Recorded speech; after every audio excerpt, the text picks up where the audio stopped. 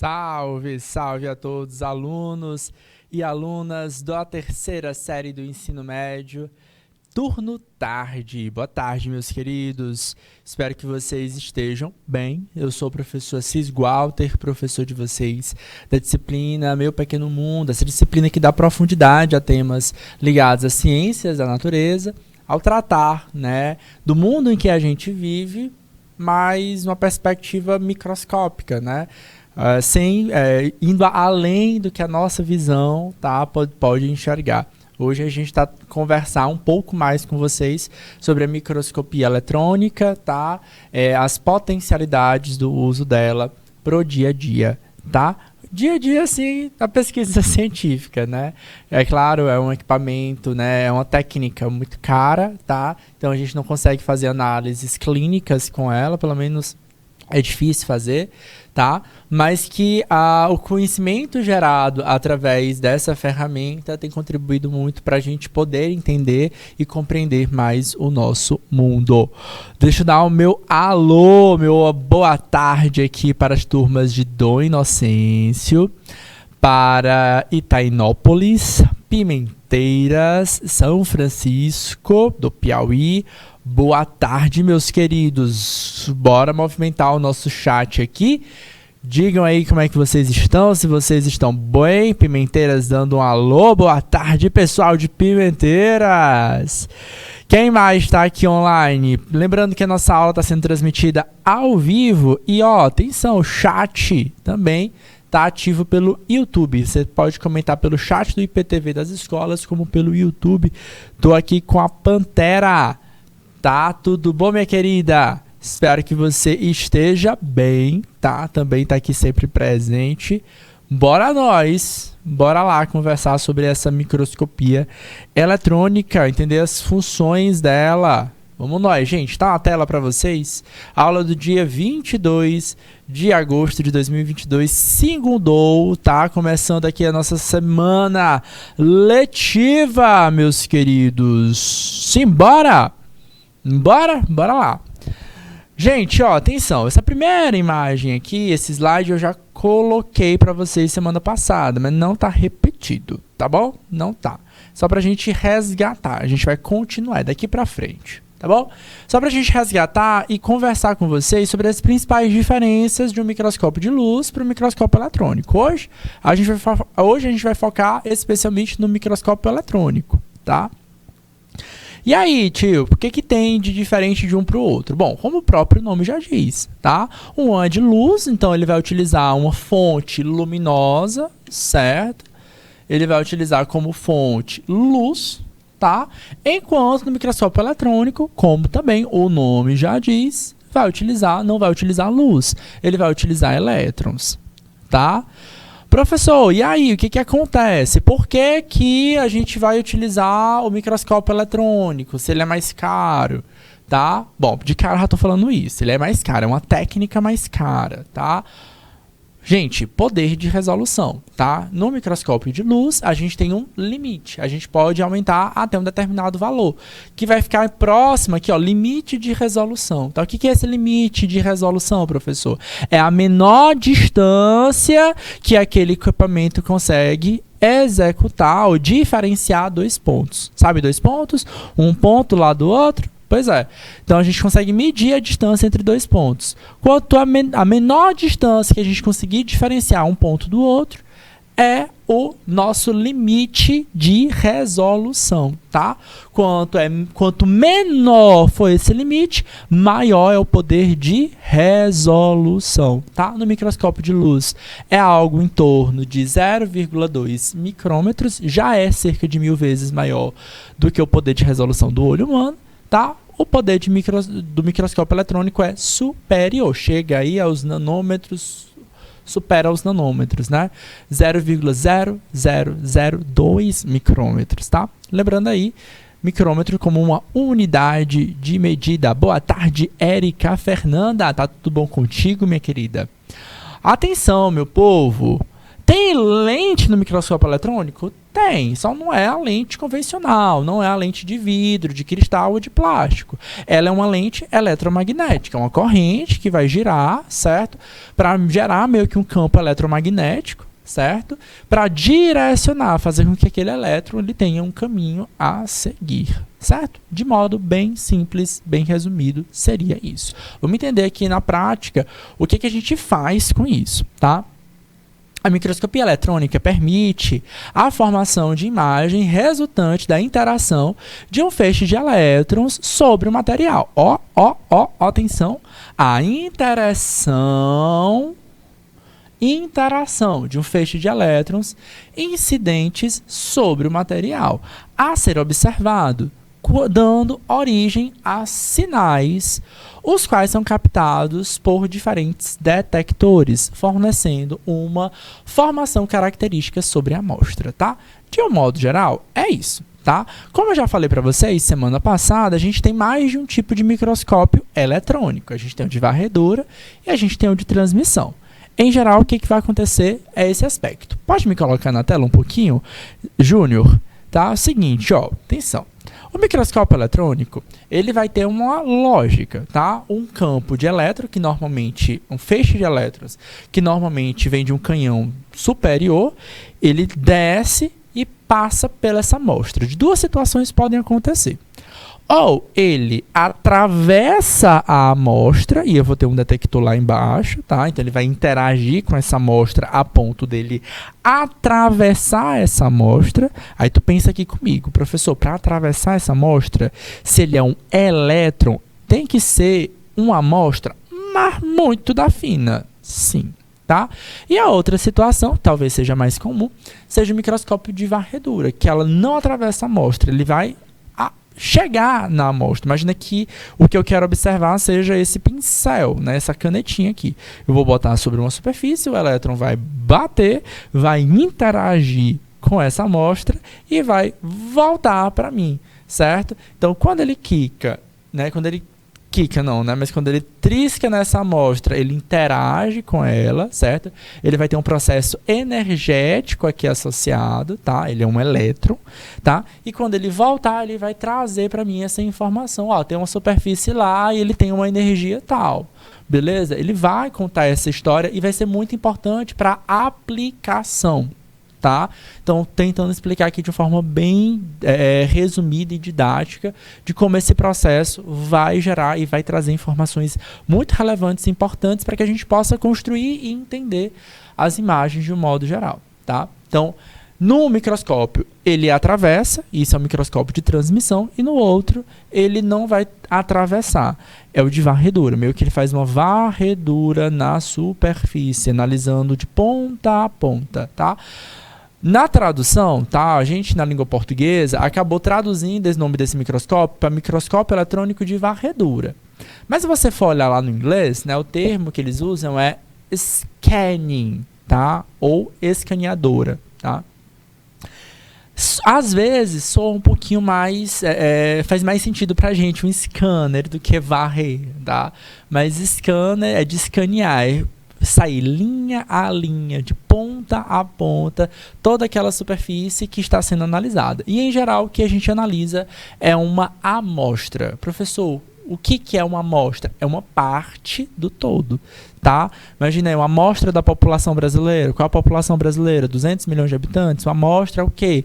É uma parte, uma pequena porção dela, né? 200 mil habitantes, talvez, seja uma amostra desse tudo, tá bom? Bora lá, bora conversar mais. Tá na tela para vocês, ó, o microscópio eletrônico apresenta um poder de resolução potencialmente superior ao microscópio de luz, atingindo valores inferiores a 1 nanômetro.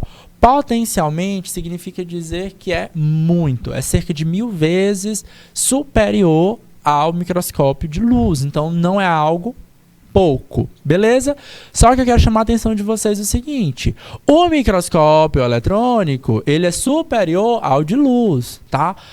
O microscópio eletrônico entre eles, não vai ter tanta diferença no poder de resolução, ok?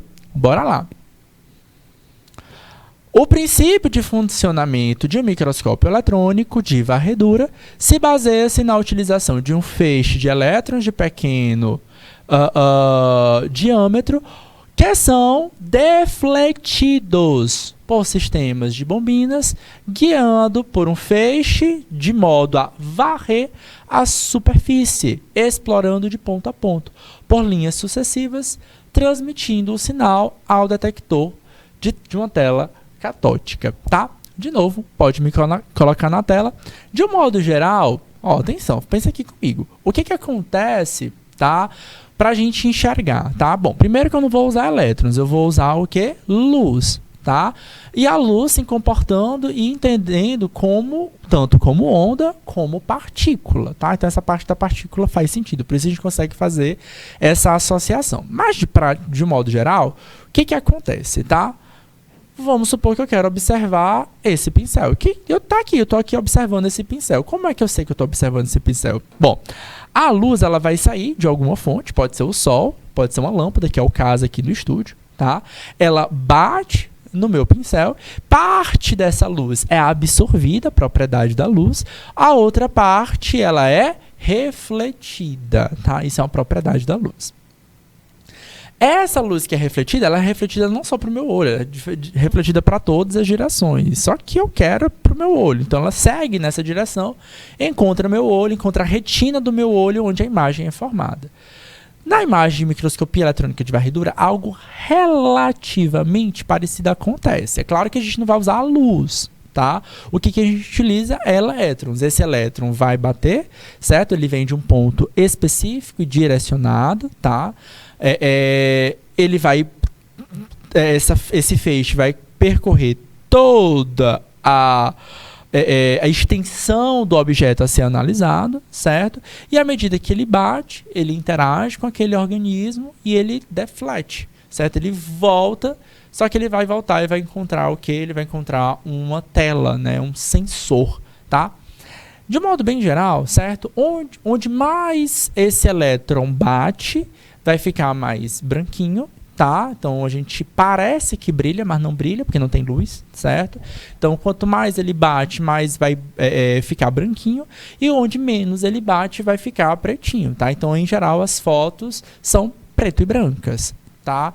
Por conta dessa característica. Só que eu quero chamar a atenção de vocês um ponto. Ele interage com a superfície analisada, tá? Então aquele elétron, ele vai carregar ali um certo nível de energia no qual ele vai conseguir fazer uma análise da superfície. Entender, por exemplo, a sua composição, como a gente vai mostrar para vocês em instantes, tá?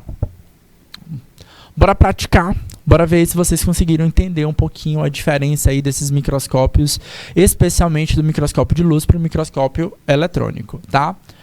As propriedades da microscopia eletrônica de varredura são as seguintes. O MEV, o que é o MEV, professor? MEV é o microscópio eletrônico de varredura, ok? E o MET, tá? É o microscópio eletrônico de transmissão, tá? Então a gente também tem o microscópio eletrônico de transmissão, certo? É um outro microscópio que a gente vai ter, tá? Então, nesse caso, é o MET, certo? O microscópio eletrônico de varredura é capaz de exibir imagens em uma resolução significativamente maior do que o microscópio eletrônico de transmissão, devido ao pequeno comprimento de onda dos elétrons. É isso que está sendo analisado? Bora lá. B. No microscópio eletrônico de varredura, um feixe de elétrons interage com a amostra suficientemente fina à medida que atravessa ela.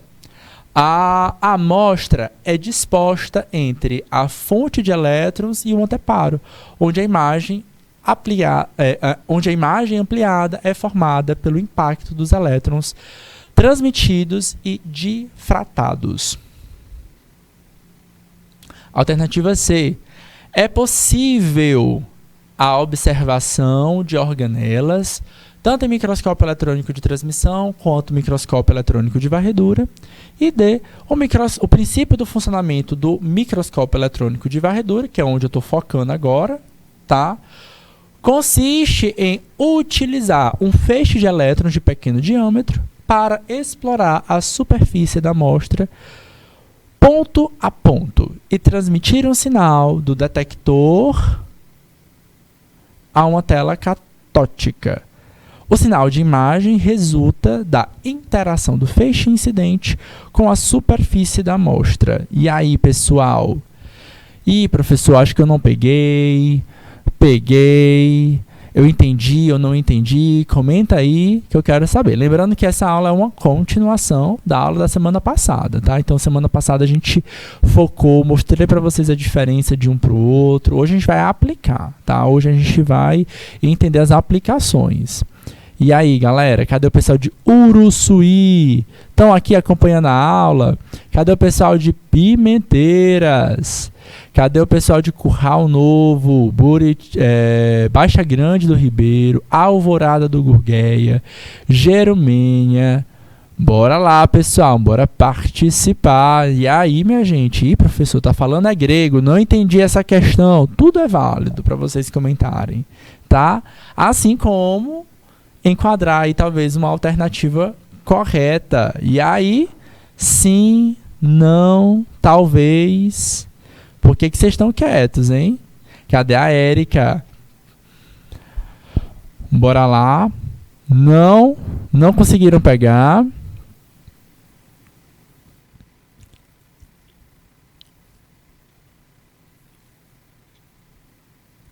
Bora lá, galera. Então, ó, atenção, tá? MEV e MET são microscópios eletrônicos, tá? São variações desses microscópios, eles transmitem, criam imagens que a gente não conseguiria enxergar nem no microscópio de luz. Por quê? Porque ambos são potencialmente maiores, né? Tem um poder de resolução potencialmente maior do que o microscópio de luz. Mas a diferença dela não é tão grande assim, certo? Principalmente comprimento de onda dos elétrons, porque a gente não utiliza luz, certo? Então, a letra A está falsa, ok? Na letra B, está dizendo o seguinte: na microscopia eletrônica de varredura, o feixe de elétrons interage com a amostra suficientemente fina e a atravessa, ou seja, ele atravessa a amostra. Tá certo isso? Não, professor. Não é no MEV, e sim no microscópio eletrônico de transmissão. A gente vai mostrar mais para vocês hoje sobre isso, tá? Então, essa ideia de atravessar a amostra, o elétron atravessar a amostra, pode acontecer, mas não é no microscópio de varredura, é no de transmissão. Falso. A alternativa C, é possível a observação de organelas, tanto no MEV como no MET. Em geral, a gente só vai observar no MET. No MEV, não. E aí ficou a última alternativa, que é a alternativa D. Pantera acertou, tá? Beleza, agora sim. As nossas turminhas interagindo, Baixa Grande do Ribeiro, Betânia. Eu gosto do chat quando vocês comentam mais. É desse jeito, é bom, tá? Então, sim, alternativa D, Pantera. O princípio geral do microscópio eletrônico de varredura é bater lançar um feixe de elétrons na superfície que vai meio que varrer de ponta a ponta, por isso essa ideia da varredura, certo? Sobre a superfície, analisando essa estrutura, tá? Então aqui para vocês, só para deixar mais didática a diferença de uma para outra, tá?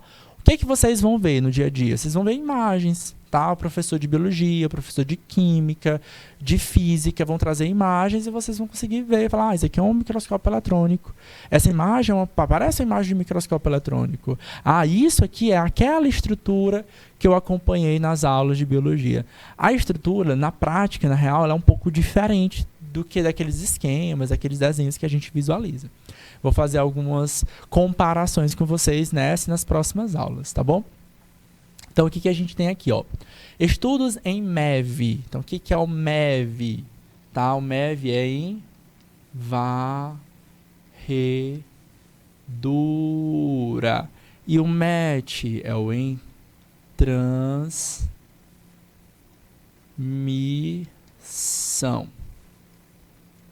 Ok?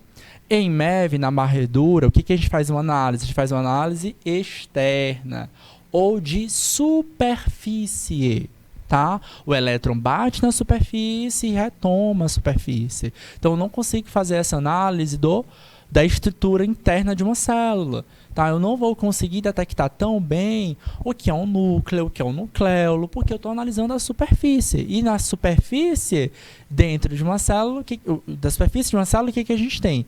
Pelo menos a membrana plasmática, tá? Então, eu vou conseguir ver membrana plasmática externa, eu vou conseguir ver a parede celular, mas por dentro, não, tá? Então, eu não vou conseguir fazer essa detecção e entender, tá? Quais são as estruturas internas de uma célula, ok? Outra coisa que eu preciso analisar, eu posso fazer estudos de localização dessas estruturas em diversos materiais. E análise, outro ponto muito interessante, é uma análise tridimensional, que ficaria muito difícil a gente construir essa imagem no microscópio de luz simples. E, claro, no microscópio eletrônico de transmissão também, porque a gente faz uma análise em 2D. Tá? Aqui a gente faz uma análise em 3 dimensões. Entende texturas, entende ranhuras. Isso às vezes pode ser muito útil para estudo de engenharia dos materiais. Por exemplo, uma das aplicações, a gente não vai, aqui na microscopia de varredura, a gente não analisa apenas materiais biológicos. E pelo contrário, a gente usa muito para a ciência dos materiais, tá? Entender como é a superfície de uma liga metálica que está sendo utilizada na construção civil, tá? O quanto impacto ela consegue receber depois de um choque, tá? Se ela sofreu algum defeito grave durante algum choque mecânico, tá? Então, os cientistas da ciência dos materiais que estudam materiais que podem ser aplicados tanto na vida prática cotidiana, nos carros, nas motos, nos ônibus, como também, por exemplo, nas panelas, até mesmo em materiais que podem ser utilizados no corpo humano, né, as platinas que ligam, né, ossos fraturados, né, na odontologia também. Então, eles fazem muito essa análise microscópica para saber como é aquela estrutura, se ela vai se aderir muito bem a outras estruturas, tá? Então, a microscopia eletrônica de varredura ajuda a dar essa visão. Outro ponto que eu gostaria de chamar a atenção para vocês é o seguinte: é uma ferramenta, ela é uma técnica, tá? Então, normalmente, o cientista que tem acesso a essa técnica, tá? Ele vai utilizar ela e outras. Então, a gente meio que vai somando várias pecinhas de quebra-cabeça para entender o todo, tá bom? No microscópio eletrônico de transmissão, o elétron atravessa a amostra, então ela tem que ser muito fina, tá? Para isso, o que a gente faz também? A gente vai fazer uma análise de organismos biológicos, tá? Eu preciso cortar aquele organismo, tá? Gente, tanto o microscópio eletrônico de varredura quanto o microscópio eletrônico de transmissão não dá para fazer análise do material vivo. Eu posso fazer análise do material biológico. Professor, qual é a diferença, tá? Uma pessoa ou um ser vivo, ele está vivo, certo? Agora, eu quero fazer uma análise de uma porção dele, eu vou tirar um pedacinho dele, tá? Não preciso matar aquele organismo para analisar. Então, aquela porção é uma porção, teoricamente, não viva. Eu vou preparar aquela amostra para que ela possa entrar no microscópio eletrônico sem sofrer grandes alterações. Tá bom? Então, em geral, eu vou fazer uma análise de morfologia interna, tá? De organismos biológicos, tá?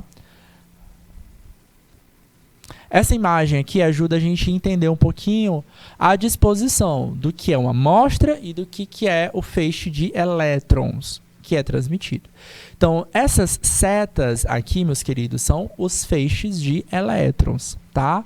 Essas barrinhas aqui que a gente tem, ó, essa barrinha e essa barrinha aqui, elas são as amostras. Tá? Professor, de novo, o que é uma amostra? A amostra é uma parte de um todo, é o objeto a ser estudado, tá? Entenda esse todo como o objeto de estudo, certo? É uma parte de todo. Então, eu vou separar uma pequena porção dessa amostra para poder fazer uma análise. Professor, por que tem que ser pequena? Por que eu não posso analisá-la toda? Porque eu vou analisá-la microscopicamente, tá?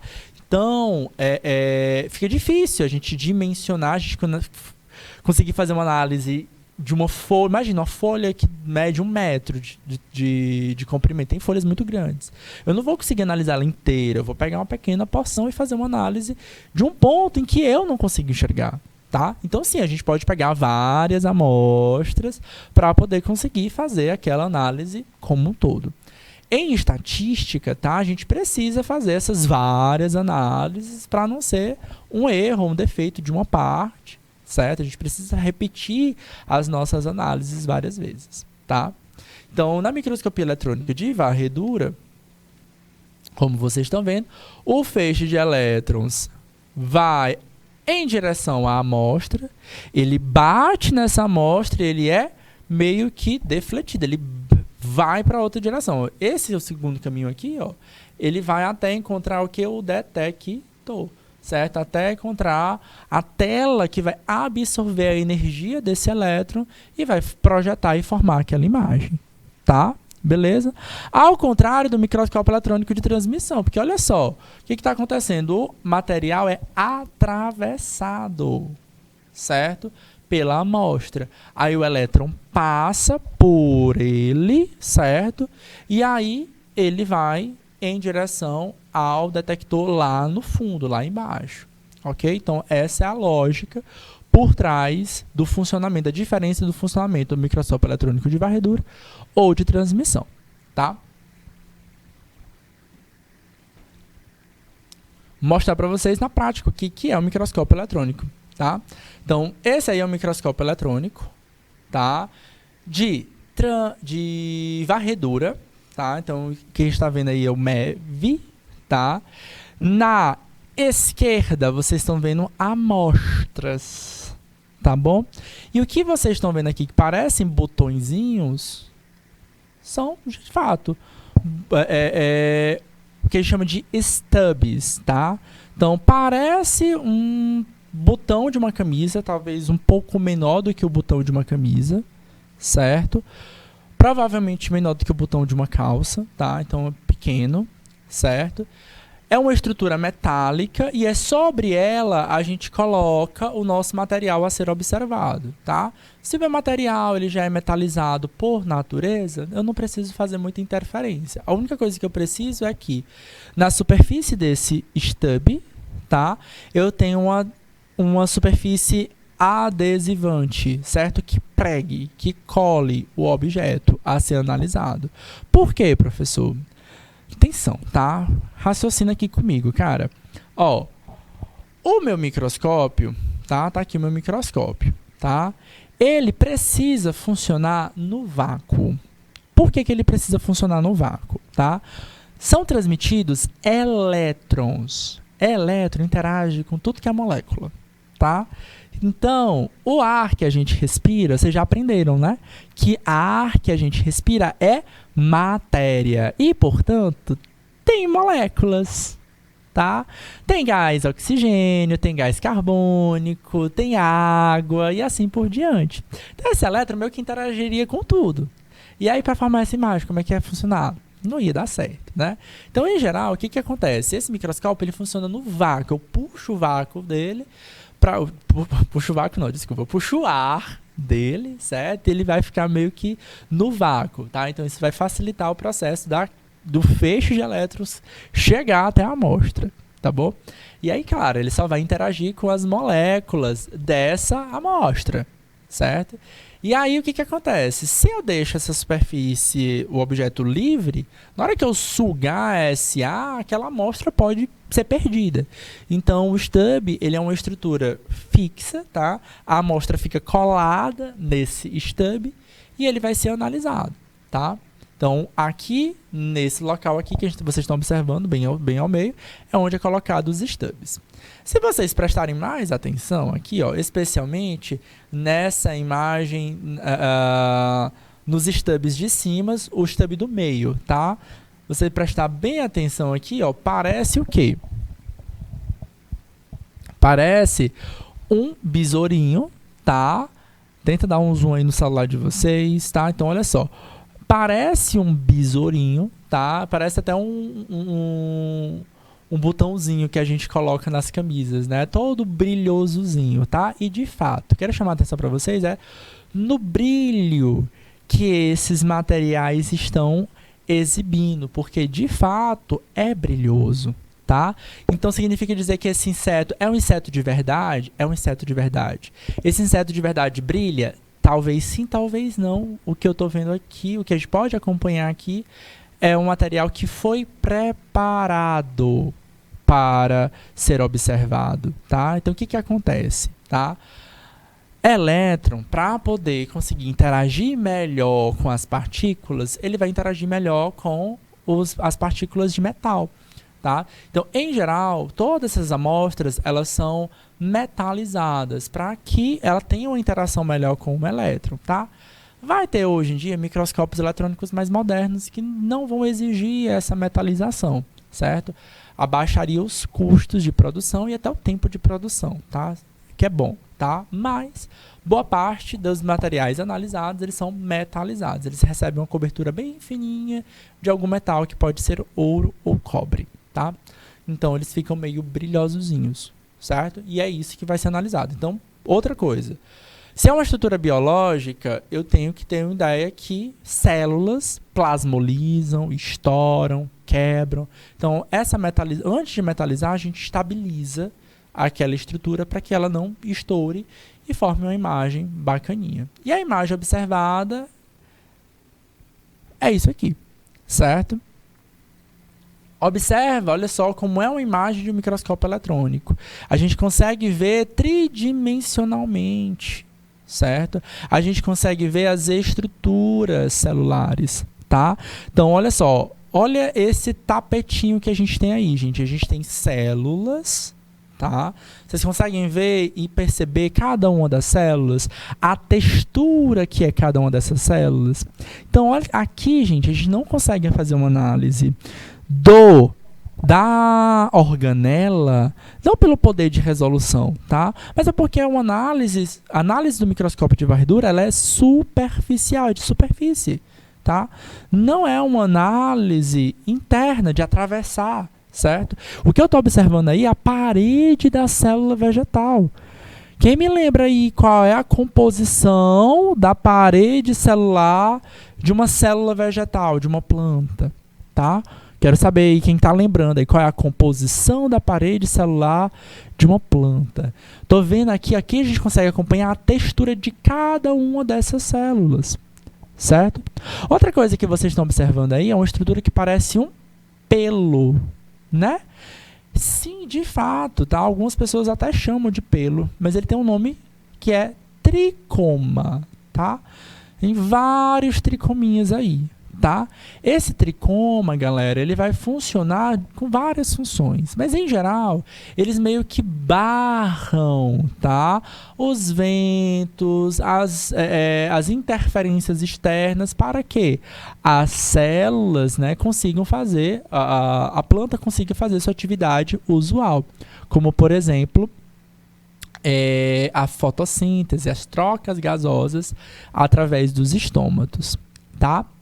Bem no centro, a gente tem aí a célula que é uma célula, um tricoma glandular, né? Ele vai produzir uma substância secretora. Muito comum, por exemplo, nas células, nas plantas aromáticas, como por exemplo a erva cidreira, o hortelã, o boldo, certo? Eles têm esses tricomas glandulares, tá? E aí ninguém lembra qual é a composição da parede celular da célula vegetal? E aí, pessoal de Betânia, pessoal de Alvorada do Gurgueia, pessoal de Baixa Grande do Ribeiro, Pantera, pessoal de Uruçuí, de São Francisco do Piauí. Gente, a composição da parede celular de uma célula vegetal é, em geral, celulose, tá? Pode ser outra coisa? Pode, mas em geral a gente vai ter a celulose, tá bom? E não é a parede celular que faz fotossíntese, tá? É uma outra organela. Qual é a organela da célula vegetal que faz a fotossíntese, galera? Coloque aqui para mim no chat que eu quero saber, tá? Bora lá, bora lá. Gente, outra coisa que a gente precisa entender é o funcionamento, tá? Então, mostrei aqui, ó, para o microscópio eletrônico funcional, o preparo seria esse. Para o microscópio de transmissão funcional, o preparo é mais ou menos por aqui, tá? Então, o que que acontece, tá? A amostra, ela precisa ser atravessada, tá? Então, a gente tem essas estruturas que são grades, tá? Então, as grades, vocês vão ver por aqui, ó, o esquema dessa grade, certo? Em geral, ela é de metal, pode ser de cobre, tá? Elas podem receber algum nivelamento aí de fibras de carbono, mas em geral a gente vai ter essas grades de metal, são bem pequenininhas, muito pequenininhas mesmo, certo? Muito menores do que o botão. E aí a gente vai fazer um corte das amostras, tá? Boa! Valeu, pessoal de Pimenteiras! Então, ó, o que que acontece, tá? É nessas grades que a gente deposita o que? As nossas amostras analisadas, tá? Então, o que que vocês estão vendo bem aqui, ó, esses trapézios aqui no centro, ó, são as amostras. Então, eu faço um corte muito fininho, tá? Normalmente, a gente precisa de um equipamento próprio para isso. Eu consigo medir a espessura do meu corte, tá? Precisa ser muito fino, por quê, professor? Precisa ser tão fino para que o elétron consiga atravessar aquela amostra. Porque se for um pouquinho mais grosso, o elétron não atravessa. Tá? E a imagem não é formada. E precisa ser uma grade, por quê? Porque o elétron também precisa passar por essa amostra. Tá? Então, se eu colocar uma outra superfície grossa, de nada vai ter adiantado eu ter cortado a amostra muito fina. Então, essa amostra ela também é colocada em uma tela de grade, certo? Para que o elétron consiga atravessar. Então, basicamente, o que a gente observa aqui, queridos, é esse pontinho preto. Tá? Vou dar um zoom aqui só para vocês verem. Então, imagina que isso é a amostra, esse trapézio aí é uma resina no qual eu cortei esse pontinho preto e o que eu vou analisar é esse pontinho preto aí, tá? Quase nada, tá? Muito pequenininho, certo? A olho nu eu só mal vejo esse pontinho preto, tá? Então, ele é muito pequenininho mesmo e eu vou analisar ele, certo? É ele que eu vou querer explorar e conhecer ali o que tem por dentro, tá? O que a gente analisa, o resultado final dessa amostra, é essa imagem que está aqui ao centro, tá? A gente tem várias células aí, certo? E compostos, tá? Ou corpúsculos no interior dela, tá bom? Já eu vou mostrar para vocês outras imagens de microscopia eletrônica de transmissão com as organelas que a gente conhece, que vocês trabalham aqui no ensino médio, lá com o professor Tércio e com a professora Amanda. Tá bom? Bora para as aplicações. Como é que a gente utiliza tudo isso, tá? E como é que essas ferramentas nos ajudam? Foi o que eu disse para vocês. O elétron, ele vai bater na amostra, seja atravessando ou varrendo aquela amostra, tá? E o que que acontece, tá? Acontece que essa amostra, ela interage com aquele elétron, tá? Então, quando o elétron vai passar para o detector, ele vai mandar, ele vai para um detector, ele pode ir para um detector com uma tecnologia que a gente chama de EDS, ou espectrômetro de raio-x. Eita, professor, o que é isso? Tá?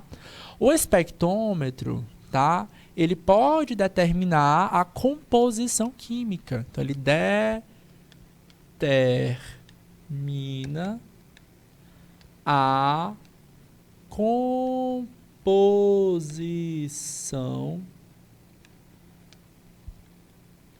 química da amostra, tá?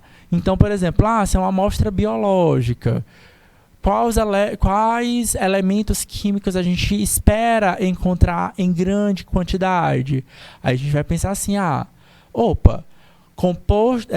material biológico apresenta muito matéria orgânica ou substância orgânica. E eu aprendi lá com o professor de química que substância orgânica é marcada e caracterizada por serem moléculas grandes com grande quantidade de carbono. Então, normalmente, nos compostos biológicos, a gente vai encontrar uma grande quantidade do elemento químico carbono. Mas eu posso fazer análise de outras estruturas que podem apresentar. Nessa imagem aí, vocês estão observando uma superfície com formação de cristais. Sabe quando seca, bota sal na água, a água seca e forma aquele superfície meio esbranquiçada, tá? Essa é a visão microscópica dessa superfície cheia de cristais, tá? Claro, cada cristal, tá? Se for um cristal de sal, tá? Eu vou ter uma cara, eu vou ter uma estrutura. Se for um cristal de açúcar, é uma outra estrutura em 3 dimensões, tá? Se for um cristal, por exemplo, de oxalato de cálcio, de carbonato de cálcio, tudo isso pode mudar a sua estrutura, tá? Então, dependendo da composição química desse sal, a gente tem uma estrutura física diferente e eu posso determinar de que é feita essa estrutura, tá bom? É muito bom para determinar, por exemplo, se tem toxicidade daquele elemento e assim por diante, tá? Essas duas imagens aqui, elas ajudam a mostrar as aplicações dessa ferramenta, tá? Como eu disse para vocês, em geral, a imagem do microscópio eletrônico, seja de transmissão ou de varredura, é uma imagem em preto e branco, tá? Então, essa imagem aqui, ela foi colorida, professor. E aí, como é que ela é colorida? Ela é colorida artificialmente, tá? Então, não é uma pessoa que vai lá e pinta partezinha por partezinha. Até que eu posso fazer isso também. Mas, na prática, eles vão se aproveitar justamente da ferramenta do EDS, do espectrômetro, tá? Então, eu posso determinar, botar no computador, falar assim, as regiões em que apresentam essa composição, core daquela cor.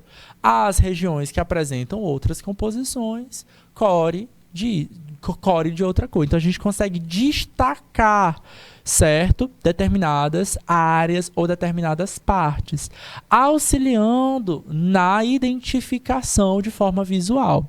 Torna a imagem mais didática, mas nem por isso não são verdades científicas, ok?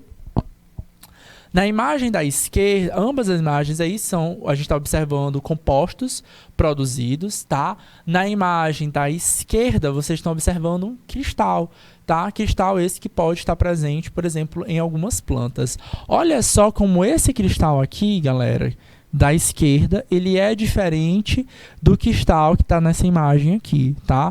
Então, são as composições químicas, né? Cristal de composição química diferente, tem estrutura morfológica diferente.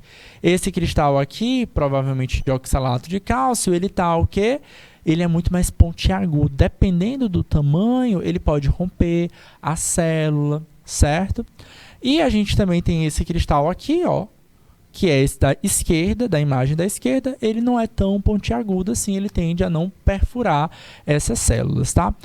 Dependendo do cristal, galera, existem até, inclusive, estudos para o corpo humano, tá? Então, alguns profissionais de mineradoras que tá furando, quebrando, aspiram, tá? Muitos compostos, entre eles cristais, tá? Esses cristais podem, porventura, estar fazendo pequenas perfurações ou alguns danos à estrutura do trato respiratório. Tá? Então, é um cuidado. Os cristais, eles são comuns não só no ambiente terrestre, de modo geral, mas também dentro de corpos, como, por exemplo, em plantas. Muitas plantas acabam produzindo esses cristais, galera. É o caso, por exemplo, das plantas que são tóxicas, tá? Por exemplo, lá Comigo Ninguém Pode, tá? Aquela plantinha verde, de folha verde, com as folhas tem manchinhas amarelas, tá? É muito comum na decoração das casas, né? As casa de vó adora Comigo Ninguém Pode, né? Às vezes tem alguma superstição envolvida nela, mas em geral a planta Comigo Ninguém Pode, ela tem muito desses cristais aqui, certo? E aí, o que a gente vai... Para que serve? Esse cristal, ele acaba tendo um gosto adstringente... Desculpa, é um gosto ruim, tá? Um gosto que leva um certo amargor, e os animais, quando vão mastigar, eles vão achar que dali ruim e vão se afastar. Então, é uma forma de uma técnica, uma estratégia de adaptação mesmo, de sobrevivência que essas plantas têm, tá? Alguns desses cristais podem vir a ser tóxicos, mas claro que vai depender da quantidade consumida. Uma mordicadazinha não vai matar, porém, se aquele animal vai lá recorrentemente, com frequência, isso pode, porventura, ser tóxico para ele. Tá bom? A segunda imagem que vocês estão observando, eu vou aumentar, vou dar um zoom aqui para vocês observarem com mais detalhe, tá? Ele é um recorte, tá? É um fragmento de uma parte de uma planta, certo? E aí, o que a gente está observando? Em outras aulas, eu já comentei com vocês, tá? A gente tem os tecidos vegetais, tá? Dentro dos tecidos vegetais, nós temos, por exemplo, o xilema. Aí eu já caracterizei para vocês, ó, xilema é um tecido, ou seja, um conjunto de células, tá? Que são interligadas, são células mortas, então a gente só vai ter a estrutura da parede celular, certo? E para que eu preciso só dessa parede celular? Porque eu quero que a água corra, tá? Flua de forma mais livre nesse espaço, tá? E aí o que acontece? Basicamente esse xilema, ele é um grande canudo, tá? Que leva a água lá da raiz até a folha, ok? Aí você vai observar o seguinte, tá? Tem vários compostozinhos aí amarelos, tá? São compostos produzidos por essa mesma planta. Não é importante, eu quero que vocês prestem atenção um pouquinho nessa estrutura tubular. Olha só como é a estrutura dela, tá? A parede celular dessa estrutura, o pessoal de Pimenteiros, eu perguntei para vocês, qual é a composição da parede celular das células vegetais? Aí você vai dizer assim, celulose, né? O pessoal de Pimenteiros acertou, tá certo.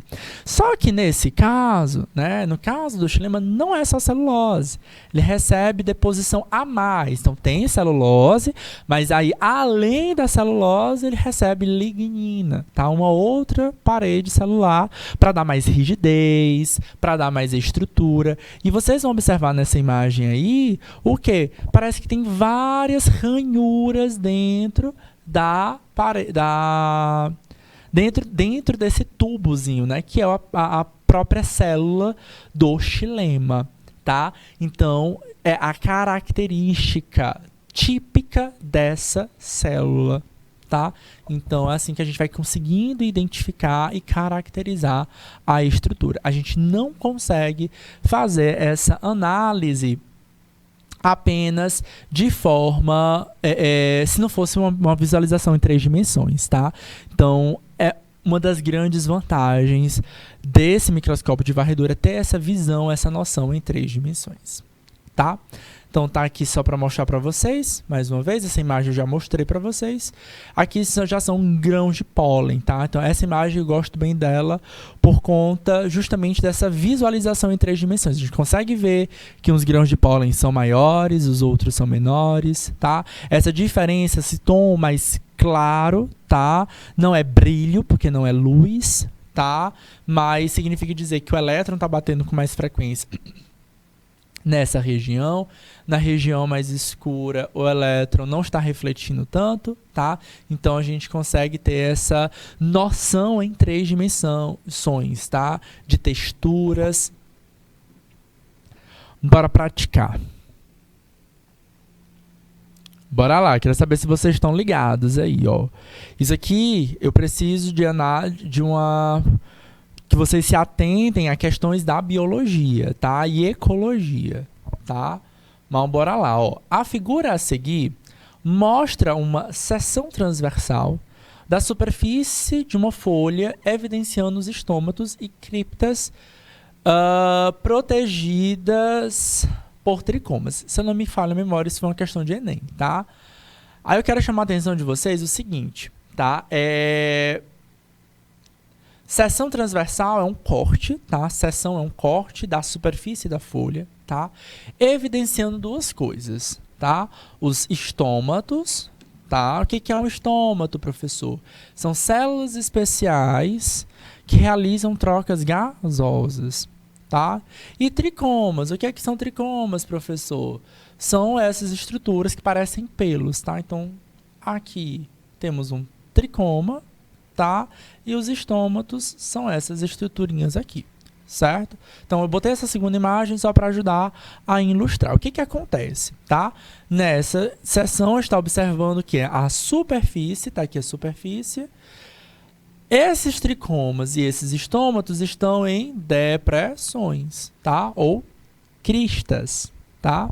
A pergunta é a seguinte: a presença desses estômatos em cavidades abaixo da superfície foliar e a presença dos tricomas são importantes adaptações de um certo grupo vegetal, uma vez que, dessa forma, a planta...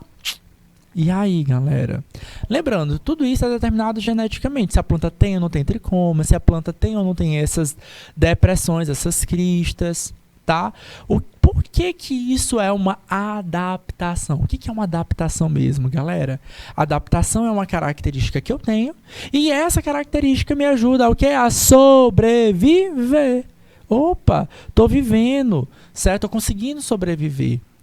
Se eu... Vamos dar um minutinho para eles.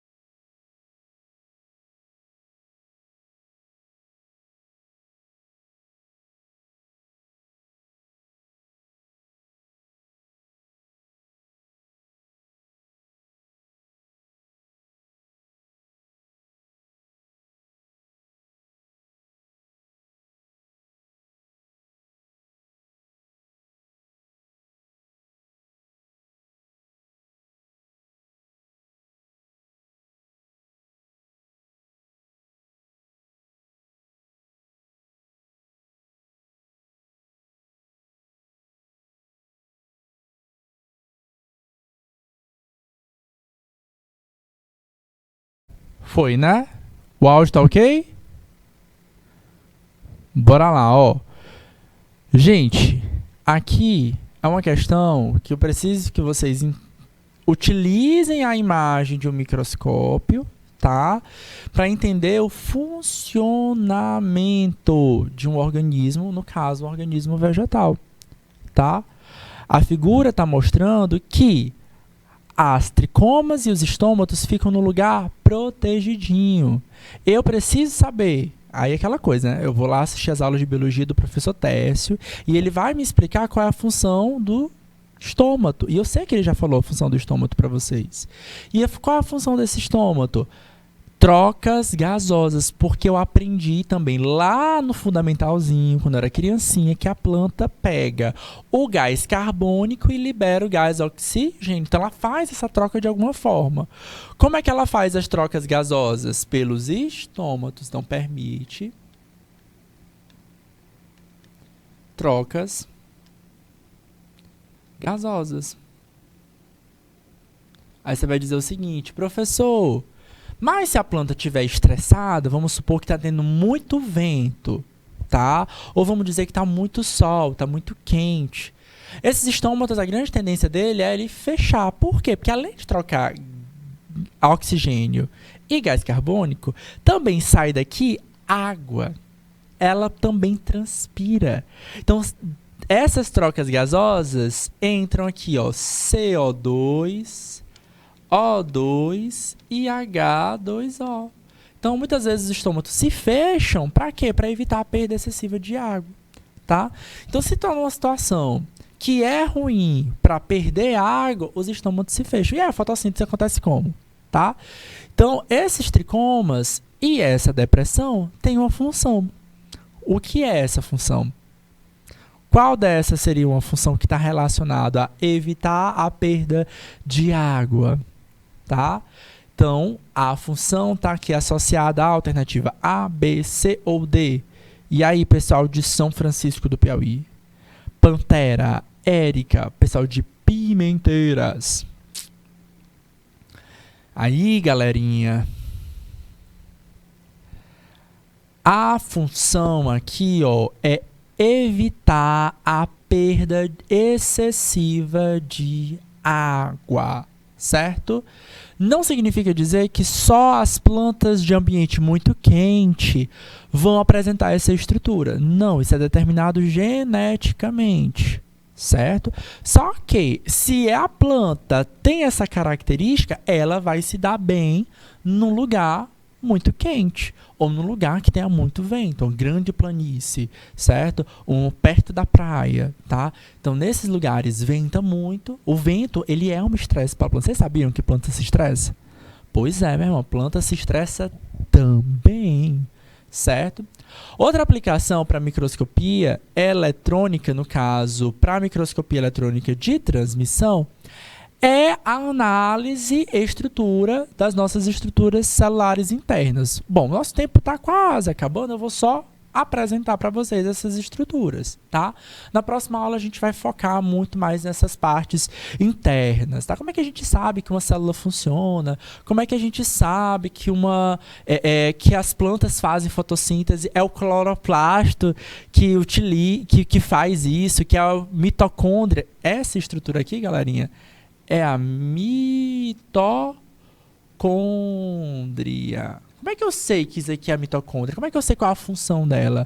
É através dessas análises constantes do microscópio. E sempre a gente vai fazer meio que estressando, tá? Os materiais a ser estudados, tá? Só que, claro, sempre que a gente for fazer um estudo, tem que ter um comitê de ética, tá? Essa estrutura aqui, ó, gente, são os cloroplastos. Tudo isso aqui é uma organela só. Olha só o quanto a gente consegue ampliar, tá? Então, tem uma organela, uma membrana externa e tem umas membraninhas internas formando saquinhos, certo? Isso aqui, toda essa pilha de saco a gente chama de grano e cada pedacinho desse é um tilacoide. Isso tudo a gente conhece como cloroplasto. Galerinha, infelizmente o nosso tempo vai ficar por aqui, mas a gente vai conversar mais sobre essas estruturas, sobre o funcionamento dessas organelas nas próximas aulas, especialmente na próxima aula, tá bom, queridos? Aí a gente se encontra novamente na próxima semana. Grande beijo, um grande abraço. Até a próxima aula. Tchau, tchau.